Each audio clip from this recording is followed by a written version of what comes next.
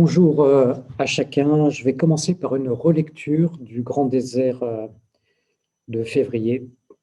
Rappelez-vous, nous avons abordé le thème du combat spirituel. Et c'est une des lignes de fond de la première partie de l'évangile de Marc, 1, 8, 26. Et dès le premier chapitre, on mesure la gravité de la mission du Christ qui chasse les esprits impurs hors de l'homme.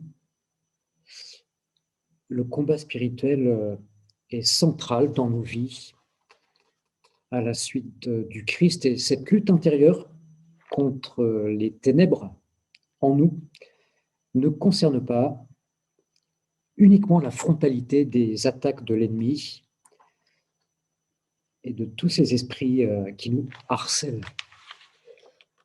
Alors, quels sont les enjeux de ces combats intérieurs et donc cachés au-dedans? Ça serait quand même important qu'on puisse mieux les visualiser pour en saisir le contenu, la portée. Et donc, le mois dernier, à la lumière de saint Marc, mon interprétation était la suivante. Ces 3 voyages en barque où Jésus emmène ses disciples vers des rives païennes sont comme des paraboles du combat spirituel. Le vent contraire, la nuit, la frayeur, le tourment, l'absence de Dieu, mais aussi le retour à la paix par le biais d'une parole de Jésus. Eh bien, tout cela évoque ce que saint Ignace a exprimé dans ses règles de discernement dans le livret des exercices en termes de désolation spirituelle. Dans ces voyages en barque, à chaque fois que Jésus emmène les 12 en dehors du territoire d'Israël, les disciples deviennent étrangement absents, en tout cas invisibles, dans les 4 rencontres avec des païens, que ce soit le Gérasénien, le sourd-muet, la syrophénicienne, ou bien encore l'aveugle de Bethsaïde. Ils sont aux abonnés absents. Étonnant. Et si Jésus se déplace souvent en barque dans cette première partie et ses disciples avec lui, on perçoit au fil de ses voyages les 3 peurs fondamentales qui habitent notre humanité. La peur, d'abord l'angoisse existentielle face à la mort, la peur originelle, Genèse 3, de l'homme face à Dieu, et une frayeur congénitale liée à son être pécheur.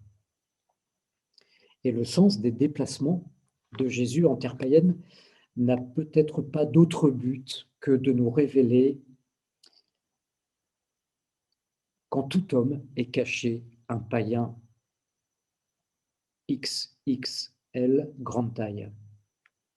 Et toutes les guérisons du Christ sont comme autant de miroirs de notre être païen, infesté par des esprits impurs, paralysés, fiévreux, endurcis, sourds, et finalement muets, aveugles, amnésiques. En tout cas, c'est le portrait des disciples tel qu'il est révélé au lecteur dans le 3e voyage en barque en 8, 13, 21. Le Seigneur veut nous révéler par sa parole, il est le semeur, la profondeur de notre être païen. Et donc, c'est le visage du vieil homme qui apparaît clairement à celui qui entre en lui-même, qui va vivre à l'intérieur de sa maison. Je rappelle, le mot maison revient 24 fois. Et l'acceptation de ce visage que vous avez sur l'écran est la condition sine qua non du salut et d'une possible éventuelle transformation.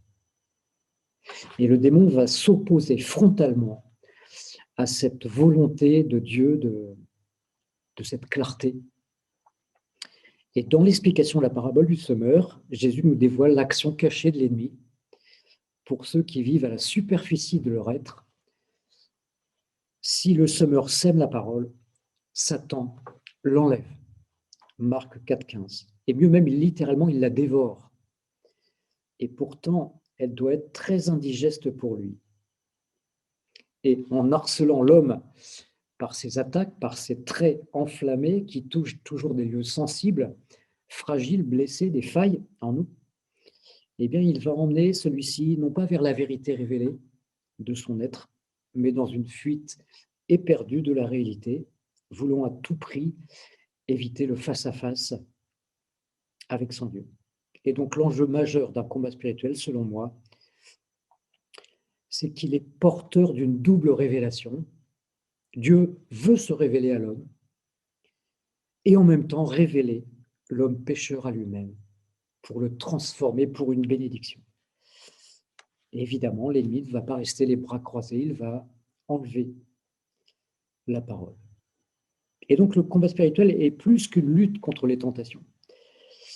Et le combat de Jacob au tout début de la Bible, passant le gué du Yabok dans le livre de la Genèse, nous disait déjà la vérité originelle de ces luttes intérieures, de ces nuits que nous traversons. Le patriarche va se battre toute la nuit avec un mystérieux personnage qui n'est pas des ténèbres, puisqu'il va le bénir. Et ça, c'est réservé à Dieu. Mais il ne va pas en sortir indemne. Il va être blessé à la hanche, mais porteur d'une promesse de transformation. On ne t'appellera plus Jacob, mais Israël, car tu as été fort contre Dieu. Dans ce combat, finalement, avec Dieu, pour la vérité. Et donc, dans tout combat spirituel, comme pour Jacob, avec le passage du gué du Yabok, nous avons un passage à vivre qui n'est pas autre chose que ce que cet homme, ce patriarche, a vu. Je lis Genèse 32-31 parce que c'est l'enjeu. Il donna à ce lieu le nom de Pénuel, car, dit-il, j'ai vu Dieu face à face et j'ai eu la vie sauve. Mais au lever du soleil, il boitait de la hanche. Voilà, j'ai vu face à face le Seigneur. Eh bien, c'est la promesse qui nous est faite pour celui qui va accepter d'entrer dans cette intériorité pécheresse.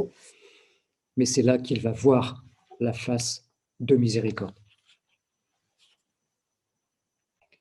Nous basculons dans la partie centrale de l'Évangile, la section du chemin 8, 31, 10, 52, après la confession de foi de Pierre, qui est donc l'axe qui permet de passer de la première partie que la confession vient conclure, et en même temps, elle ouvre cette partie centrale. Pourquoi appelle-t-on ainsi cette partie qui est le cœur de l'évangile de Marc, la section du chemin? On retrouve 16 fois le mot chemin en Marc, et il y a dans cette section une densité de cette expression ente todo, littéralement sur le chemin, 7 fois, qui souligne que Jésus est en mouvement et qu'il entraîne ses disciples à sa suite. Cette formule « être sur le chemin » ou « en chemin » apparaît au début de la section en 8-27. Et Jésus, avec ses disciples, sortit vers les villages de Césarée, de Philippe, et en chemin, il interrogeait ses disciples. Et on la retrouve à la fin du récit de l'aveugle de Jéricho qui a retrouvé la vue et qui le suit sur le chemin.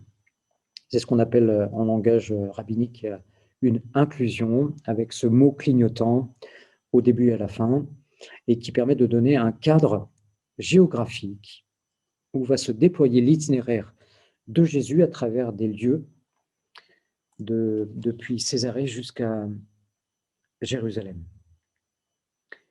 Confession de foi donc en Césarée en 8-27. Vous savez qu'après, il y a l'épisode de la transfiguration qui a eu lieu probablement sur le mont Hermon, puisque sur le mont Tabor, à l'époque de Jésus, les archéologues ont trouvé des fouilles d'un camp romain, puisque c'est un endroit stratégique. Donc on imagine mal Jésus être transfiguré au milieu des Romains. Ça, c'est réservé à Obélix. Donc ensuite, depuis le mont Hermon, cette haute montagne, Jésus va redescendre vers la Galilée et s'arrêter à Capharnaüm. Puis dans la région, il va longer, dans la région du Jourdain, il va donc longer ce grand fleuve qui descend pour monter vers Jérusalem avec une ultime étape à Jéricho. Donc ce chemin a une direction, Jérusalem.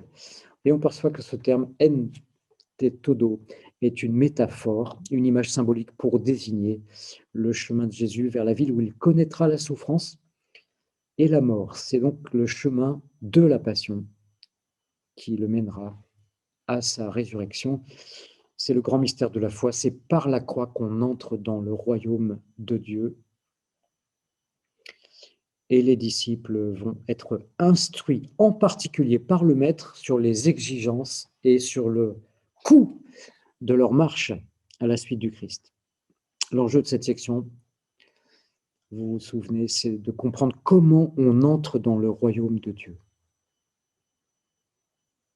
Dans cette partie centrale, Jésus va prendre à part les 12 pour les enseigner, en particulier à l'écart de la foule, qui avait été pourtant omniprésente jusque-là. Petite statistique intéressante sur la présence de la foule et des disciples, avec les occurrences pour chacune d'elles. Dans la première partie, 1, 8, 26, le mot foule revient 40 fois et le mot disciple 26 fois. Dans la partie centrale, on pourrait dire 8, 27, 10, 52, si on prend l'épisode de Césarée, la foule est nommée 9 fois et les disciples 25 fois. Vous avez sous les yeux donc l'annexe 11. Cette section du chemin peut être divisée en 3 parties, rythmée par les 3 reprises des annonces de la passion, résurrection, les souffrances du Messie étant de plus en plus détaillées au fur et à mesure que Jésus progresse.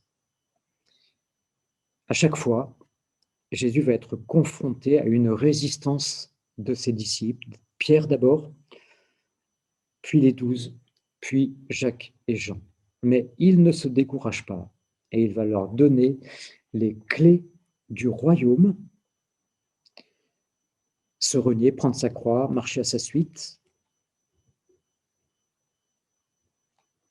être le dernier de tous et se faire tout petit. Le premier sera le serviteur de tous, mais c'est le mot esclave qui vient en 10, 44. Donc, enseignement de Jésus, résistance des disciples, et puis 3 appels du Christ pour celui qui veut entrer dans le royaume de Dieu. À partir du moment où Jésus annonce les souffrances de sa passion, la question de son identité, ne viendra plus sur les lèvres des disciples, comme si ça ne les intéressait plus. Et on va voir que dans cette partie, ils vont se centrer, ils ne sont pas très en forme. Ça nous arrive aussi à nous.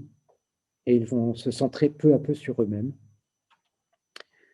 À l'image de Pierre, qui va dire à Jésus en 10, 28, « Mais Seigneur, nous avons tout laissé et nous t'avons suivi. » Sous-entendu, quelle récompense pour nous, pour moi. Et vous verrez que les disciples vont prendre plein d'initiatives qui ne leur sont pas demandées par Jésus et ils vont être à chaque fois à côté de la plaque. Mais vous avez dû lire cette séquence ce matin. Nous allons maintenant écouter l'appel fondamental de Jésus en 8,34. Il est adressé non seulement aux disciples, mais plus largement à tout homme, à la foule. L'appel fondamental en 8,34. C'est le noyau du noyau de l'Évangile. La première annonce de la Passion, c'est d'abord un enseignement. J'aime beaucoup ce mot enseigner, yara en hébreu. C'est tirer une flèche avec un arc dans une direction et montrer un chemin de vie. Nous, on prend souvent des chemins, curieusement, de mort. C'est à partir du moment où les disciples, par la voix de Pierre, ont reconnu que Jésus est le Messie, qu'il va les enseigner plus profondément sur cette identité. et on comprend à la lumière de la première annonce de la Passion, résurrection, mieux les consignes de silence, comme un refrain dans toute la première partie, rappelez-vous, ne le dites à personne, va directement dans ta maison, ne passe pas par le village. C'est comme si Jésus disait avec ses consignes de silence, vous avez reconnu que je suis le Christ, chut, taisez-vous, car vous risqueriez de mal parler de moi, car voici ce que ça signifie pour vous et pour moi. Pour vous et pour moi. L'annonce de la Passion est un enseignement. Il commença à les enseigner. Le Fils de l'homme doit beaucoup souffrir, être exclu par les anciens, les grands prêtres et les scribes. Jésus connaît tous ses adversaires. Il pourrait leur échapper. En quoi est-ce un enseignement? Eh bien, tout ce que Jésus prédit par avance, le lecteur pourra vérifier que tout s'accomplira dans la Passion. Être tué et après 3 jours se lever. C'est curieux parce que Jésus n'évoque pas la croix. Étrange paradoxe, puisque dans l'appel qui suit, il va en parler pour ses disciples. Lever sa croix. L'annonce de la résurrection en fin de phrase est sans doute inaudible, et c'est vrai que ce n'est qu'après la transfiguration de Jésus que les 3 disciples, Pierre, Jacques et Jean, vont se poser la question, qu'est-ce que se lever d'entre les morts? Donc suivre un Messie souffrant. Pierre n'a pas pu entendre la fin des paroles sur la résurrection, puisqu'à peine Jésus a commencé à parler, lui commence à le rabrouer. Je ne sais pas si on vous a déjà coupé la parole, alors même que vous la preniez, mais la répétition du verbe commencer est un effet de style, comme si Pierre, à peine Jésus a commencé à parler, eh bien lui commence à le rabrouer pour ne pas entendre les détails des souffrances qui viennent. Mais en s'opposant aux prédictions de Jésus, Pierre fait le jeu du démon parce que refuser la souffrance du Messie est au fond un acte diabolique.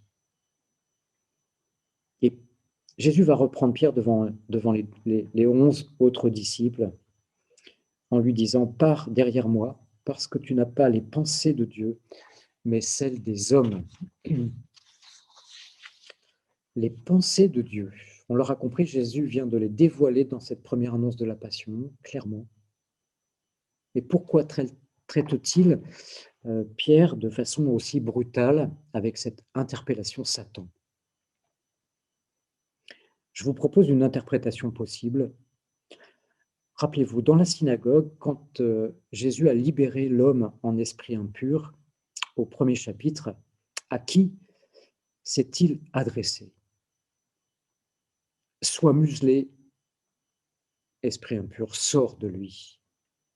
De même, pour la libération de l'homme de Gérasa au chapitre 5, Jésus s'adressait à l'ennemi, sors, esprit impur, hors de lui. Et il est probable qu'ici, Jésus s'adresse directement au démon, à celui qui s'oppose depuis toujours au dessein de Dieu, l'inspirateur du vieil homme. Mais le reproche est dur à encaisser pour Pierre, qui peut entendre son maître lui dire qu'il est plus en adéquation avec les pensées du démon qu'avec celles de Dieu qu'il ne connaît pas et qu'il ne peut pas admettre. Dans votre grande salle à manger, vous avez un magnifique tableau où Jésus écarte Satan. Le refus de la souffrance, pour nous, hommes fragiles, c'est une sacrée question et souvent, tant qu'on refuse une souffrance dans nos vies, on tourne en rond. Ça finit vraiment par être diabolique. L'appel fondamental, donc aussitôt après, Jésus appelle la foule d'abord et les disciples auprès de lui. Si quelqu'un veut venir derrière moi, qu'il se renie lui-même, prenne sa croix, lève sa croix littéralement et me suive. Appel central, le cœur du cœur de l'évangile. Alors pourquoi Jésus parle-t-il de la croix à ses disciples alors qu'il ne l'a pas évoqué pour lui-même? Comment comprendre? Eh bien, plus je vais prendre ma croix et plus je vais comprendre pourquoi il fallait que Jésus meure sur la croix. Le reniement de Pierre dans la Passion s'origine ici dans son refus radical de suivre un Messie souffrant, ce serviteur annoncé par le prophète Isaïe à plusieurs reprises. Je pense que l'équation est simple. Soit on se renie, soit on le renie. Ou pour le dire comme Urs von Balthasar, soit on se livre, soit on le livre. Mais se renier soi-même, qu'est-ce que ça signifie exactement? Grosse question. Un de mes professeurs de théologie disait, Jean-Marie Hainaut, le renoncement évangélique, c'est le levain du royaume, le levier. C'est ce qui permet de grandir.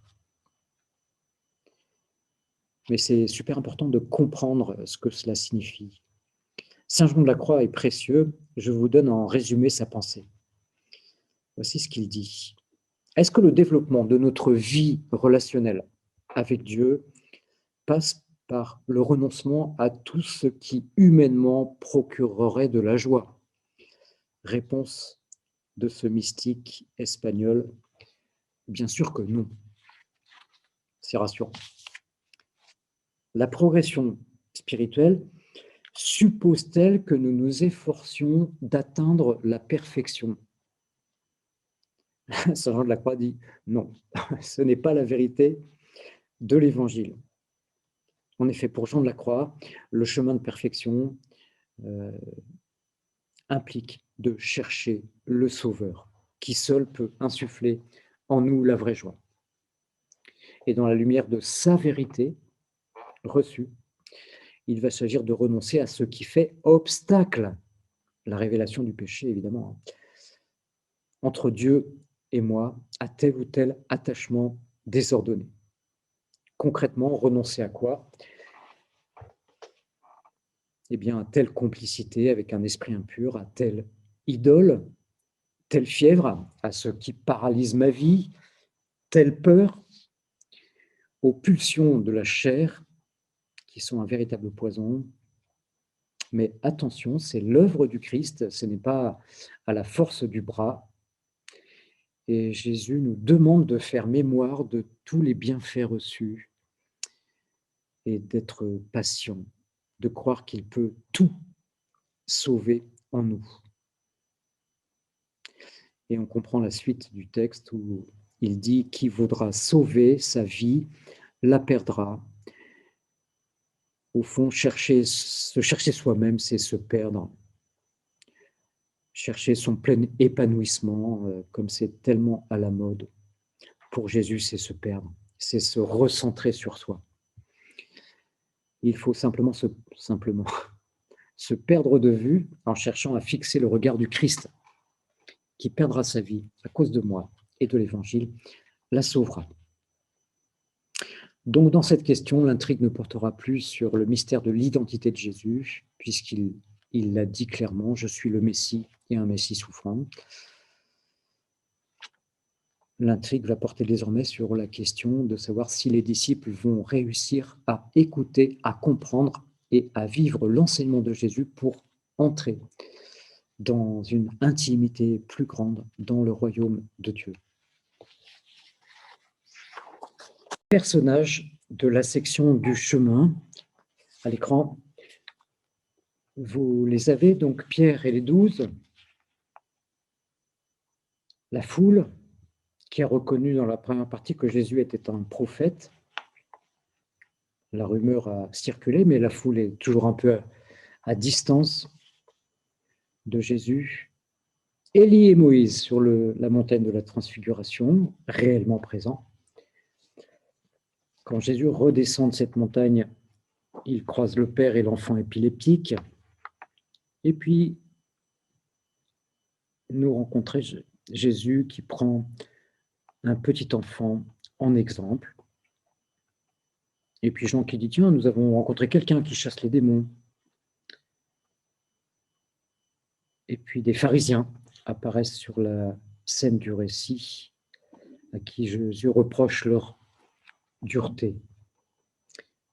Des mères, encore avec des bébés, rabroués par les disciples, l'homme riche,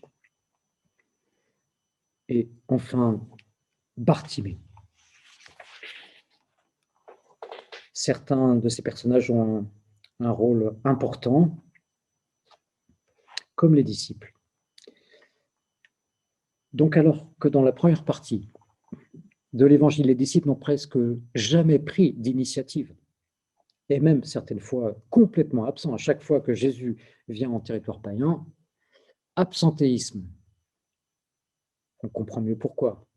Derrière, il y a la figure du vieil homme. À l'inverse, dans la section du chemin, ils vont souvent prendre des initiatives, les devants, et c'est jamais bon signe. Quand Jésus annonce pour la première fois sa passion et sa résurrection, Pierre, on l'a vu, a commencé à le rabrouer, se faisant remettre en place devant tout le monde. Lors de l'épisode de la Transfiguration, il n'est pas tellement plus en forme alors qu'il a reçu une grande lumière. Nouvelle initiative. Rabbi, il est bon pour nous d'être ici, faisons 3 tentes, pour toi une, pour Moïse une, et pour Élie une. Et le narrateur précise qu'il ne savait pas ce qu'il disait. Dans la suite, en descendant de la montagne, un attroupement dans la vallée et quelques-uns de ses disciples qui n'ont pas réussi à guérir un enfant épileptique. Et on comprend que cet enfant n'a pas une maladie seulement, mais qu'il est vraiment habité par un démon sourd-muet. Mais l'incompétence des disciples met le Christ dans une colère noire. Jusqu'à quand serai-je auprès de vous? Toujours au chapitre 9. C'est Jean, cette fois, qui prend une nouvelle initiative, puisqu'il a voulu empêcher quelqu'un de chasser des démons au nom du Christ, et il se fait reprendre. Non, ne l'empêchez pas, car personne ne peut faire un miracle en mon nom et dire du mal immédiatement de moi. Encore à côté, en 10-13, les petits-enfants que Jésus veut bénir et les disciples les rabrouent. Et devant leur attitude, Jésus s'indigne parce ils comprennent réellement tout à l'envers. Et en 10-35, les fils de Zébédée, Jacques et Jean, après la 3e annonce de la Passion, lui font cette demande un peu gonflée. Maître, nous voulons que tu fasses pour nous ce que nous te demanderons. Jésus dit, que voulez-vous? Et en gros, il répond de la gloire. Il ne m'appartient pas de vous la donner. On imagine l'esprit de division, en fait, qui règne dans le groupe quand 2 d'entre eux veulent toute la part du gâteau. Et pourtant, ils ont été enseignés de près, en particulier à part sur les exigences de marcher à la suite du Christ, se renier, être petit, le serviteur de tous. Et on comprend que Pierre et les 11 apôtres ne vont pas réussir à entrer dans le royaume de Dieu pendant qu'ils sont avec Jésus, parce que heureusement pour eux, il y aura la Pentecôte, mais les choses vont se gâter encore un peu plus dans la Passion. Est-ce qu'un des autres personnages du récit va réussir, lui, à comprendre comment on entre dans le royaume, parce que la question nous intéresse. Regardons les autres acteurs du récit. Je laisse tomber les mamans parce qu'elles n'ont pas un grand rôle, mais ni ce quelqu'un d'anonyme qui, lui, par contre, a l'air plutôt en forme. Mais tous les autres personnages sont eux aussi à côté de la plaque, comme le père de l'enfant. Et puis les petits qui s'écrient « J'ai foi, mais viens au secours de ma non-foi », ou au chapitre 10, les pharisiens qui le mettent à l'épreuve. C'est jamais bon de mettre le Christ à l'épreuve, et il se voit reprocher leur dureté de cœur. Altercation suivie de la venue d'un homme riche qui a un grand désir. Bon maître, comment recevoir en héritage la vie éternelle au chapitre 10? Et Jésus lui promet un trésor dans le ciel. S'il vend tous ses biens et les donne aux pauvres, incapable de renoncer, il repart tout triste. Et on le voit, tous les acteurs du récit sont défaillants, sauf un, l'aveugle de Jéricho. Et dans cette partie centrale, nous allons faire deux gros plans. L'un sur un homme riche et un autre gros plan focus sur Bartimée, qui est le disciple de l'Évangile. Au cœur de ce grand mardi de désert, je vous propose maintenant une prière personnelle sur le récit de la transfiguration en Marc 9, 2 à 10. Et je vais commencer par le lire lentement. Et après 6 jours, Jésus prend avec lui Pierre, Jacques et Jean, et il les emmène vers une montagne élevée à l'écart, seul. Et il fut transfiguré en leur présence. Et ses vêtements devinrent resplendissants, tout à fait blancs, tel qu'un foulon sur la terre ne peut blanchir ainsi. Et leur apparut Élie avec Moïse, et il se trouvait à parler avec Jésus. Répondant, Pierre dit à Jésus, « Rabbi, il est beau pour nous d'être ici. Faisons 3 tentes, pour toi une, pour Moïse une et pour Élie une. » En effet, ils ne savaient pas ce qu'il avait répondu, car ils étaient devenus saisis de crainte. Alors une nuée arriva, les couvrant de son ombre, et une voix arriva hors de la nuée, « Celui-ci est mon fils le bien-aimé, vous, écoutez-le. » Soudain, en regardant autour d'eux, ils ne virent plus personne, sinon Jésus seul avec eux. Et comme ils descendaient de la montagne, il leur recommanda, afin qu'à personne ils ne racontent ce qu'ils avaient vu. Sinon, quand le Fils de l'homme se serait réveillé d'entre les morts. Et eux gardèrent la parole, discutant entre eux, mais qu'est-ce que signifie se réveiller d'entre les morts? Voilà, vous avez un guide qui s'affiche à l'écran. Donc, comme d'habitude, prendre le temps de la mise en présence, pouvoir dire « me voici ». La difficulté, c'est pas de dire « me voici », mais de dire « me voici tel que je suis ». Vous pourrez relire le texte lentement et demander la grâce d'une écoute attentive, d'une oreille attentive. La composition de lieu, donc imaginez Jésus qui prend avec lui 3 de ses disciples et qui les emmène à l'écart, seuls, vers une montagne élevée. 3 points de méditation.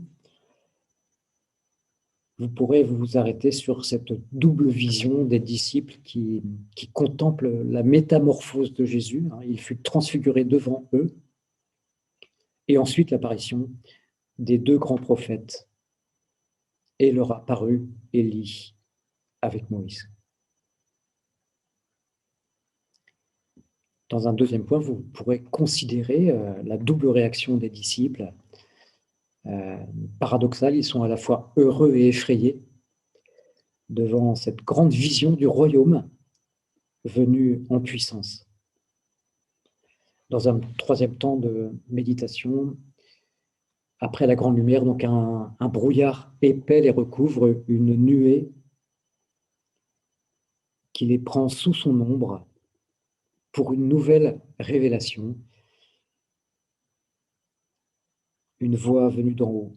Celui-ci est mon fils bien-aimé, vous, écoutez-le. Voilà, et vous pourrez laisser résonner en vous cette voix qui vient du ciel. Et bien dans le colloque, peut-être que seul avec Jésus, vous pouvez reparler avec lui de ce moment où vous avez trouvé du goût sur un mot ou un verset. Et vous pouvez lui redire peut-être votre désir de marcher à sa suite, d'avoir part à sa lumière et d'aller jusqu'au bout. Voilà, après avoir fini le temps d'oraison avec un autre père, vous pourrez noter un point qui a été important pour vous, un verset ou une attitude, une grâce. Je rappelle qu'on demande la grâce au début, parce qu'on a 30 minutes voilà, pour accueillir cette grâce. Et quelquefois, c'est une petite ouverture du cœur, une petite lumière. D'autres fois, c'est beaucoup plus grand. Voilà, je vous souhaite une bonne prière.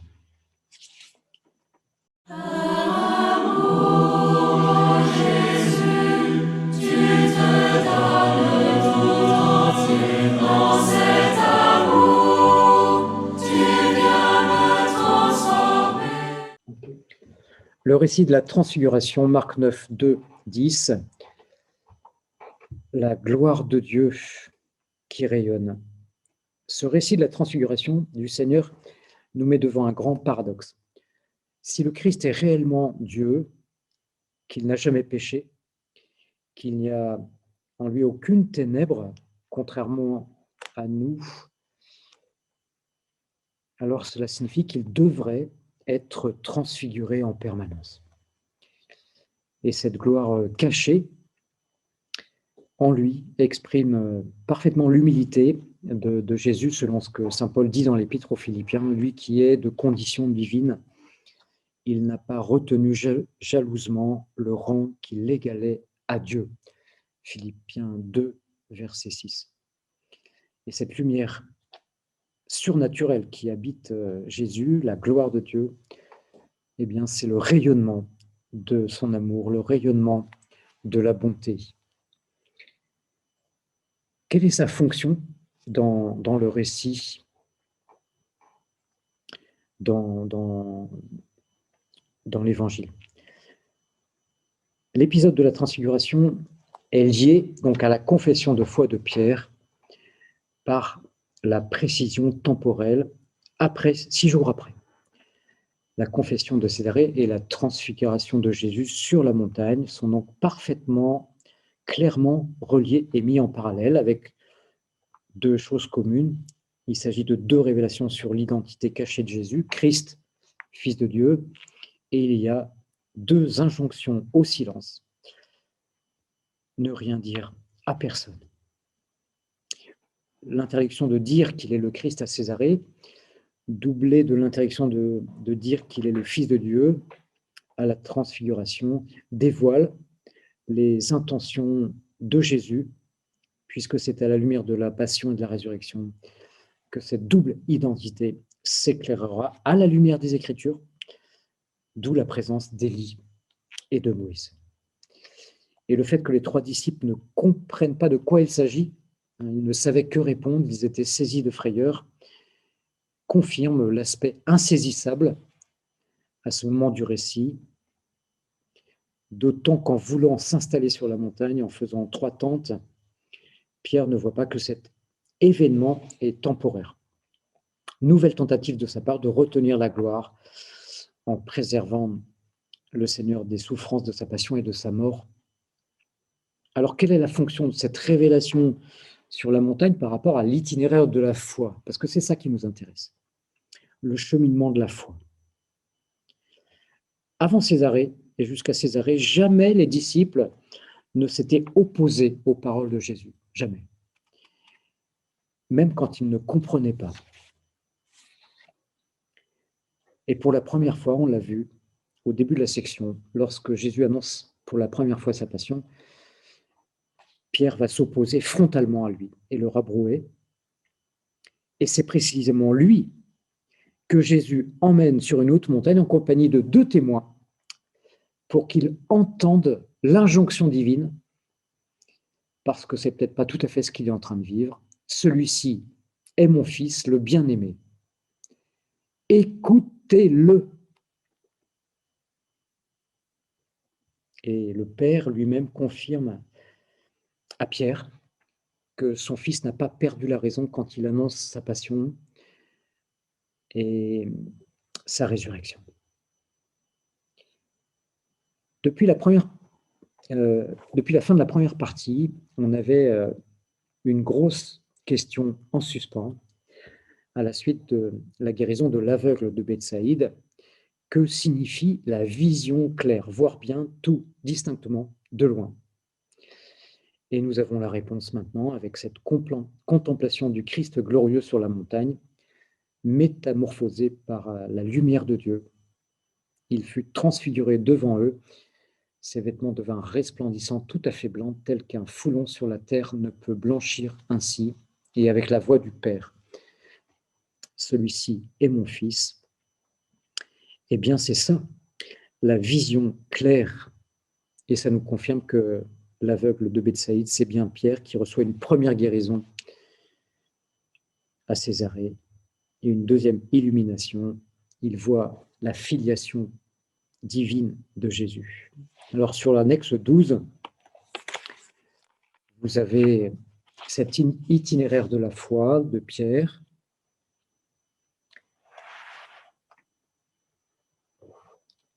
Troisième voyage embarque donc terrible pour les disciples où Jésus révèle un endurcissement généralisé. Et puis un aveugle originaire de Bethsaïde est guéri en 2 étapes. Cet aveugle qui est une figure symbolique et récapitulative de l'aveuglement des 12, de leur cheminement. Et donc illumination à Césarée de Philippe. Tu es le Messie correspond à la première étape de la guérison de Pierre, avec une grosse myopie, puisqu'il va refuser d'accueillir un Messie souffrant. La transfiguration est la deuxième étape de la guérison. La vision claire, mais elle est fugitive, parce que en lui, Pierre a un nœud terrible, c'est la toute-puissance. Il retrouvera à la Pentecôte cette vision claire définitive, mais avant qu'il faut qu'il passe par ses rêves de grandeur, puisqu'il se demande tous qui est le plus grand. C'est la racine de son reniement. Et dans la passion et la résurrection, dans la passion, Jésus va lui révéler ce péché qui le tient dans le mensonge, puisqu'il ne connaît pas cet homme. Il va recevoir la grâce du pardon pour retrouver à Pentecôte une vision claire, définitive. Il est Seigneur. Alors, je pense que la transfiguration est le grand sommet de l'évangile de Marc. Et quand on regarde les grands mystères de la foi, dans cet évangile, on voit que l'incarnation, elle est cachée, tout simplement. Dans la Passion, Jésus est recouvert d'un voile sur la tête, on le frappe en disant « fais le prophète ». Et dans cet homme roué de coups, pas si facile de contempler avec le centurion, vraiment cet homme était fils de Dieu. De toute façon, dans la Passion, on y va une fois par an parce que c'est obligatoire. Donc, c'est pas là qu'on va apercevoir que Jésus est vraiment le Fils de Dieu sur la croix. Il faudra tout un chemin de purification. Et dans le mystère de la résurrection, sa brièveté est telle qu'elle est vraiment placée sous le sceau du mystère, comme nous le verrons demain.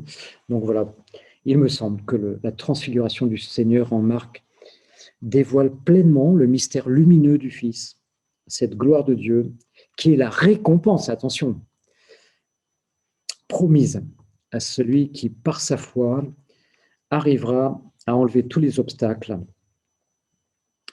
et entrera dans le royaume de Dieu. Donc la transfiguration, elle est au bout de ce chemin de notre foi.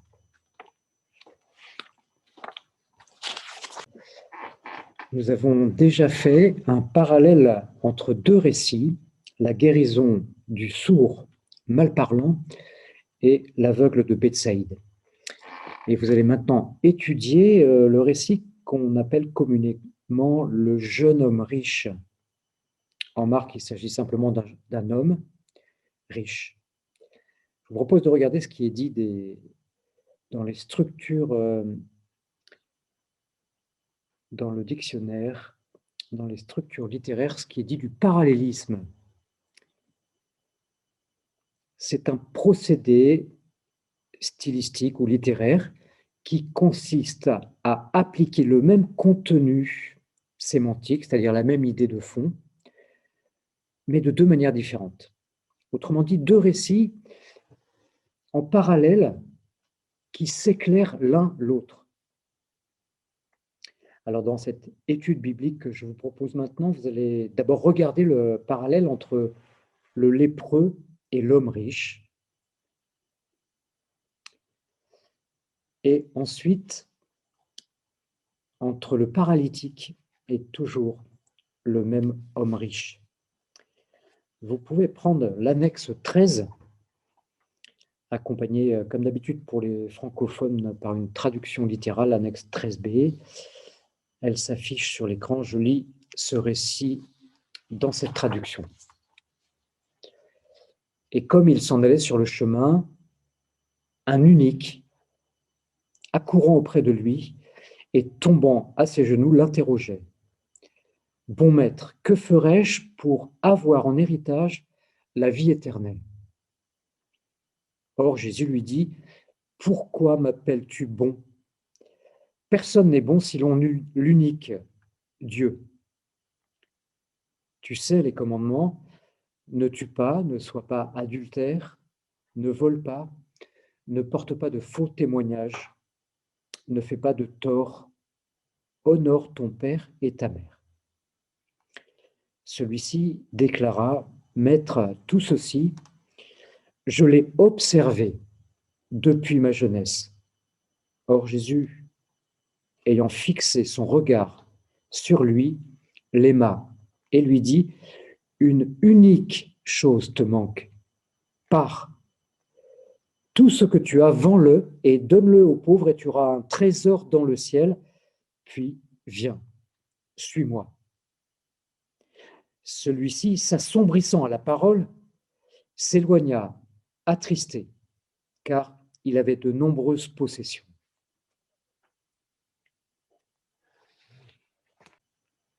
Donc, ce travail biblique sur l'homme riche, l'annexe 13, Marc 10, 17, 22. Dans l'exposition, donc l'introduction au verset 17, cet homme qui vient à Jésus en accourant et en tombant à genoux devant lui rappelle la venue du lépreux en 1, 40, 45, qui lui aussi tombe à genoux devant lui. Et par cette répétition, Marc fait un parallèle entre ces deux hommes. Question, voyez-vous une différence de fond entre leurs deux demandes? Le lépreux, si tu veux, tu peux me purifier. Le riche, bon maître, que ferais-je afin d'avoir en héritage la vie éternelle?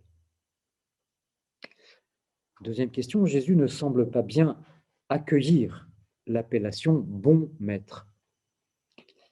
Et Marc fait un nouveau parallèle, cette fois avec la guérison du paralytique au chapitre 2, où l'on retrouve une même expression en 2,7 dans la bouche des scribes. Qui peut pardonner des péchés sinon l'unique Dieu? Et dans notre récit de l'homme riche, en 10-18, dans la bouche, cette fois de Jésus, pourquoi me dis-tu bon si personne n'est bon sinon l'unique Dieu? Donc on retrouve encore les deux mêmes expressions, l'unique Dieu. Alors pourquoi Marc fait-il ce parallèle entre les deux récits? comment comprendre cette interpellation de Jésus sur la bonté à la lumière de la guérison du paralytique. Et dans sa réponse, cette fois dans le récit de Marc 10, Jésus place l'homme devant l'observance des commandements. Et que penser de la façon pour la moins curieuse dont Jésus cite les tables de la loi dans un certain désordre. Enfin, une seule chose te manque. Selon vous, que manque-t-il d'essentiel à cet homme qui a de nombreux biens? La référence n'est pas bonne, c'est pas 1,21, c'est 10,21 sur votre feuille. Qu'est-ce qui manque d'essentiel à cet homme qui a tout? Quel est ce trésor dans le ciel promis à celui qui quitte tout pour le suivre?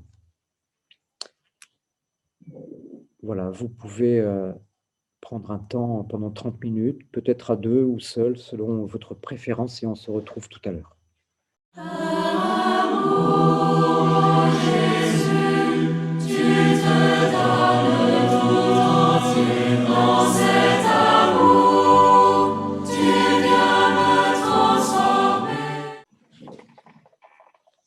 Commentaire donc de l'homme riche en reprenant ce travail biblique. Je vais donc répondre aux questions. Cet homme, au chapitre 10, visiblement empressé, tombant à genoux devant le Christ, dans une attitude de supplication, rappelle donc celle du lépreux, mais leurs demandes en fait sont très, très différentes. La demande du lépreux, si tu veux, toi, tu peux me purifier, révèle qu'il est parfaitement conscient de son impuissance à guérir tout seul de cette grave maladie. Et il est dans cette attitude demandée par Jésus nécessaire pour entrer dans le royaume de Dieu, tout recevoir comme un enfant. L'homme riche, lui, ne demande qu'un conseil à un rabbin qui lui permettra d'obtenir lui-même une assurance vie. Que ferais-je, moi, afin d'obtenir la vie éternelle? En réalité, il pense pouvoir y parvenir tout seul, et vous sentez bien que c'est notre problème de fond. Le parallèle maintenant avec le paralytique. L'homme prend un premier revers. Pourquoi m'appelles-tu bon? Personne n'est bon sinon l'unique Dieu. Dans la présentation de l'homme, au verset 17, il est question dans le texte grec d'un unique, qu'on traduit pour plus de facilité par homme, mais ça empêche d'aller jusqu'au bout, de comprendre que ce mot unique traverse tout ce récit. Parce que Jésus le remet devant l'unique Dieu et parce qu'il lui manque une unique chose. Ce mot « eis », nous l'avons déjà rencontré au chapitre 2, dans la bouche des scribes. Il est question d'un unique. Là encore, qui peut pardonner des péchés sinon l'unique Dieu? Dieu manifeste sa bonté dans sa capacité à pardonner les péchés. Et le lecteur a pris acte que les scribes, les pharisiens, les hérodiens au chapitre 3, tout comme les disciples, sont habités au contraire par la dureté de cœur. Eh bien, c'est comme si l'homme était interpellé d'entrée par Jésus, comme s'il lui disait « Sais-tu réellement ce qu'est la bonté ?» Seul le miséricordieux est bon, parce qu'il a cette puissance d'amour, de pardonner du fond du cœur les péchés. Et du fond du cœur, on peut comprendre que ce n'est pas réellement pour nous si facile. Donc la bonté, c'est vraiment cette capacité de pardonner. Cet homme riche prétend être depuis sa jeunesse fils des commandements, sous-entendu dans l'obéissance. Il les observe. Mais comment expliquer que Jésus les cite dans le désordre? Il commence par la 6e table, par le 6e commandement, pardon, et il va dérouler la seconde table de la loi jusqu'au 10e commandement, avant de remonter au 5e. Honore ton père et ta mère. Et le plus étonnant, c'est que Jésus a remis l'homme devant la bonté de Dieu, que l'homme doit aimer en premier, mais le Christ omet volontairement les 4 premiers commandements de la première table, les plus importants. Je suis l'Éternel ton Dieu, qui t'a fait sortir du pays d'Égypte. Alors tu n'auras pas d'autre Dieu devant ma face. Tu ne te feras pas d'idole, d'image. Tu n'invoqueras pas à tort le nom de l'Éternel ton Dieu. Et enfin, 4e commandement, souviens-toi du jour du sabbat pour le sanctifier. Le fait que Jésus oublie l'essentiel n'a pas l'air de gêner plus que ça, ce fils des commandements qui se justifie, maître, tout cela, je l'ai observé depuis ma jeunesse. Et après cette réponse, on pourrait s'attendre à ce que Jésus lui dise, eh bien, ça va, tu auras la vie éternelle. Mais non, Jésus va le mettre à l'épreuve. Teste. Est-il prêt à renoncer à tout par amour pour son Dieu? Je m'inspire ici du cardinal Lustiger dans son livre La Promesse, l'ancien archevêque de Paris, qui dit l'enjeu majeur de ce récit tient dans cet oubli de Jésus des commandements, de l'amour de Dieu, qui ne sont pas cités, et en fait ils le sont expressément. C'est une méditation magnifique. En effet, l'appel à suivre Jésus est la manière dont le Maître propose à l'homme d'accomplir les commandements de la première table. Si tu veux aimer Dieu de tout ton cœur, de tout ton être, de tout ton esprit, eh bien, suis-moi.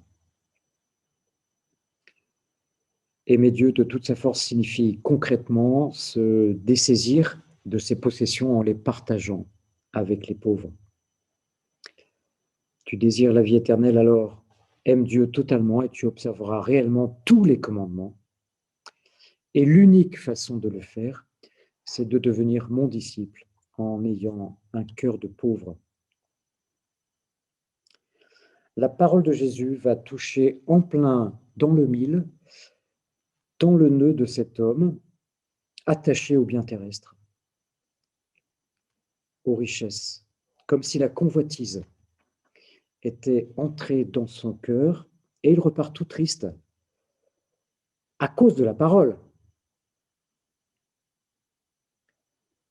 Et une seule chose lui manque, c'est terrible, laquelle, eh bien, au cœur de ce récit, l'homme a fait l'expérience de l'amour de Dieu. Jésus le regarde, fixe son regard sur lui et l'aima.